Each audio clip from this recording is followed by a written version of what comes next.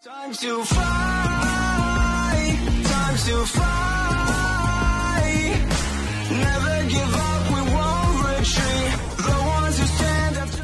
Hello friends, and welcome again to another Street Fighter Duel video. Welcome back, ladies and gentlemen, to another Street Fighter Duel video. And this time we're gonna talk about the legendary units. It have been requested so many times. They're asking me, can you do a list of the legendary units and tell us, if you were not free to play, if you wanted to pay money, actually what would you buy, how would you rate them, what are the ones that are usable, where we can use them, what aspects of them are good, why we should go and invest our money to buy these units, knowing that all of these units are not free and they are only paid by money, except one character, which is Fashion Blanka, and we'll be rating him as well on this list. Now, one character stands out from all of them, which is the Flame Chun-Li. We're gonna put her on her own category, call her the SS category, God category, the only meta category, or whatever you wanna put her in. She's the only unit that is now viable and worth your money, actually, if you buy her, because she does not just amplify or double your damage, sometimes triple it or quadruple it, depending on your lineups, if you have built them, especially with the Fire Adon comp and Rich Honda with Sweet Poison. Best lineup in the game right now. Contested, not contested actually, tried to be contested. They nerfed the fire aspect on some bosses and it didn't work, still was the best lineup, just because how Fire Adon works, because of the firewall that he puts beneath the bosses, and she does give the fire penetration or the flame penetration, and then everything will about fire damage, firewall, burns, anything will be multiplied by the stacks that she gives, and she gives up to 50 stacks, which is absolutely amazing. Her assist is also usable and very good, because you can put her as an assist on a unit that does fire damage, and then whenever they do a crit, they're gonna apply a flame penetration, and this flame penetration will be on the boss, and it can stack up a little bit more, and it will also allow you to add a little bit of flame damage. The way that we use her on assist is only in the, let's say, PvP sometimes, because in PvP you don't use her mainly because you're not focusing on stacking on one unit, because she stacks her flame penetration on one unit mainly if you use her C2. We want to use her flame penetration on bosses most of the time. In PvP it doesn't matter that much, you can use her as an assist. She will also put flame penetration to help you kill that tanky unit if you have it in front of you. Now, another unit that is very good actually and still been used all over the game, especially in story, in PvP still working as well, and his assist is super good because he gives you demon power or demon stacks, which it could stack to 3 times and 5% bonus in damage with every stack, and it will give you 12% rate in parry, which is absolutely fantastic. This is a good unit actually for a tank, because he does not only parry. When he parry, he regenerates HP if he goes low on HP, and he helps himself stay up and fighting for you as a tank, plus he will gain those shields up because of his passives. Absolutely a great unit. Another unit that dropped to the game, and yeah, I would put it in S rank because of the buffs that he gives, which is Rufus. Rufus is underrated. Not too many people went to him just because he's a healer, and healers in this game, we have good amount of healers. Like, we don't need as much healers as they are giving us. The thing is with Nishiki Sakura even lately, but they give us a unit with a C2 and C3, which is Nishiki Sakura, and this one uses C1. With his C1 you can heal your team plus buff them if you get him to plus 30 and his 6 out of 6. His buffs are absolutely phenomenal. For the people who bought him, they can't even play bossing lineups without using him on a lineup because he's that good. Now, he has something with the chill. He can chill the enemies. If he gets 10 stacks, let's say you're using his super, you need to go and every super will give you a stack, and you need 10 stacks of chill to freeze, which is almost not consistent and almost impossible. And plus on his assist, it's a 10% chance to inflict a chill, and you need 10 chills to make a... The assist is horrible for him. The numbers are absolutely horrible. They needed to make it at least 5 stacks of chill and a 25% to drop it, because you will freeze your enemy, and freeze here is OP in this game, because if you freeze an enemy, all their passives are negated, just like the C2 of Zangief. You can kill them through their passives, whoever they are. Now, On the S rank, coming in and very much climbing the ranks. We saw her at the start early when she was bugged and then fixed, and people didn't use her. We didn't understand her. We didn't use her on many lineups. Still, she gives you free combo meters or free rotations without using a your combo meter, which is Agent Viper. Her damages are great. She does good amount of damage actually, and she can help you in bossing so much. In PvP, she works as well. Now with the meta of using with Overlord Bison, is a great team using her, and we use her with Luke as well. With Luke, she works really good, and she enables your lineup to go back to back and deal damage. And one of her major things is her assist. Her assist is absolutely phenomenal because she gives you the stacks when you start a combo or use any type of combo rotation. You're gonna get your buffs by 30% of damage, which is absolutely great in this game. Now, coming in hot, we have Banquet Guile, or we can call him Iron Fist Guile, as the community like to call him. He's a great damage dealer, very good. The thing is, he's not the one that is bugged in the game. The game is bugged with the coding. If any other unit, same as him, has a passive with their C3 or a trigger with their C3, or their C3 triggers whenever they have something else, so the coding with it doesn't work properly. So if you have him on auto and you get the stacks ready up and he does his C3 mid combo, you might cancel your C1 or your C2 or your C3 from your combo or your rotation, and you will stop your combo mid-combo because the coding does not work perfectly. We hope that they fix it.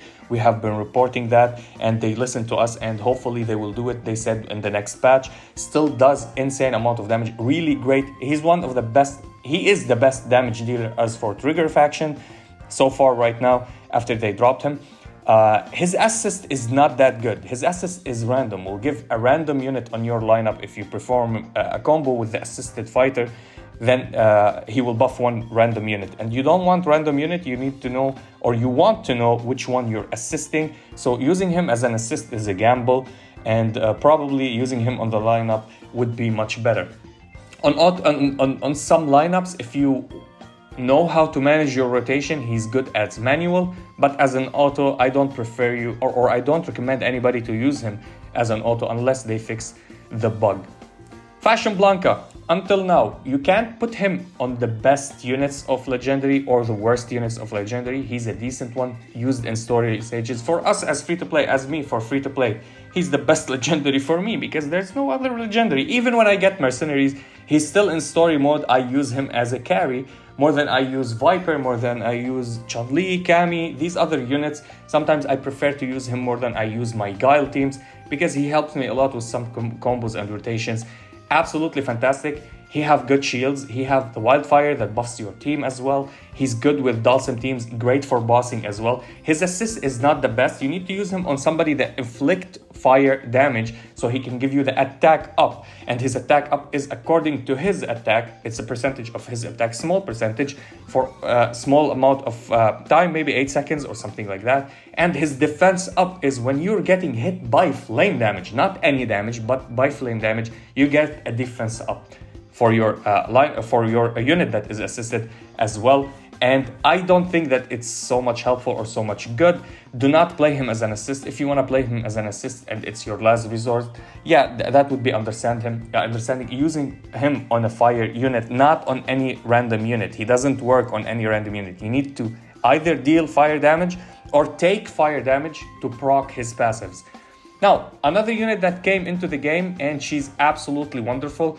If it was for me and you ask me, what do you want to buy from these units in the game? I always said I would buy Flame Chun and I would buy Nero. But with the introduction of Suit Able, I would not buy Nero anymore. We have so much tanks that I don't need any tanks. I would prefer to buy maybe Rufus and Athlete Chun-Li. If not Rufus, if I'm thinking for my lineups and my survivability, for more surviving on lineups, I would go for Agua Chun-Li or Water Chun-Li, Wind Chun-Li, whatever you can call her. She's absolutely great in a technical usage, not for damage-wise. Her damages are decent. She generates with everything that she does with her passive. There's a percentage that she will go and give herself a perfect circle or circle of protection or whatever we call it. And this circle will give her a shield. It stacks up to 3 times. And this is a shield that will improve her crit damage and improve also her survivability. And whenever you take an instant of damage, just like Able shields, she will remove that damage and remove 1 shield one stack of shield, and she has 3. She's probably the last unit to die on your lineup if you're going back to back because of her survivability mechanic, which is absolutely awesome. And guess what? Her assist is even more awesome. If you don't want to use her on a lineup, you want to use her on a unit that you need to protect, you can use her as an assist, and she will keep them surviving with every combo. They have a percentage to get that shield or that protection, that circle, and you will have it stacks up to 3 times if you are lucky, of course. And every time you take an instance of damage, you can remove one of these circle, and you will get yourself to survive that round, even if it's a billion damage to the face. It's just like the suit Able and Able shields, which makes her super perfect. So if you would ask me what would I buy, me personally as Pika, I would go for Flame Chun 100%, then go for Circle Chun or Agua Chun. That's me, that's my preference if you'd ask me.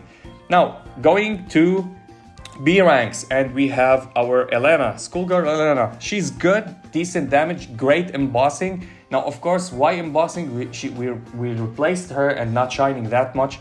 She was doing the same amount of damages with Oni, especially when they nerfed, let's say, or buffed the bosses, and the soul damage is not dealing so much to the bosses. She shined a little bit, and when they became normal again and gave us every boss similar to every single bossing event that we had, she dropped off the tier list again. Her damages are okay. Her assist is amazing, actually. Her assist is really good because she buffs your target and gives you the attack buff, which is really great. Now, Sakura.